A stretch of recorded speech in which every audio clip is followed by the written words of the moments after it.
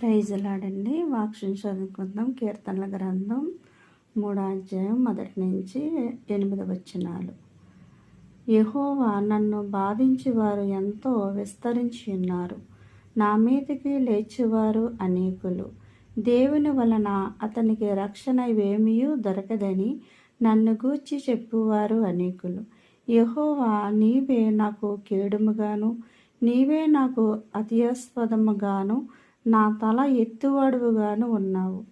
ఎలుగెత్తి నేను యెహోవాకు మొరపెట్టినప్పుడు ఆయన తన పరిశుద్ధ పర్వతము నుండి నాకు ఉత్తరమిచ్చెను. యెహోవా నాకు ఆధారము కావున నేను పండుకుని నిద్రపోయి మేలుకొందును.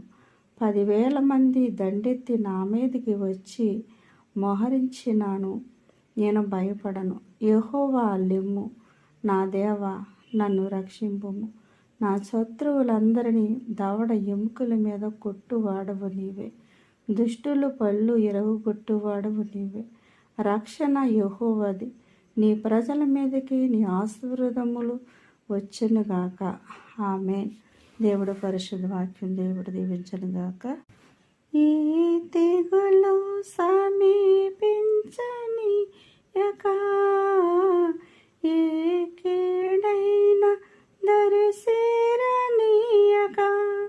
ఆపదలన్నీ తొలగే వరకు, ఆత్మలో నెమ్మది కలిగే వరకు, నా భారము మోసి బాసటముగా నిలచి ఆదరించితివి.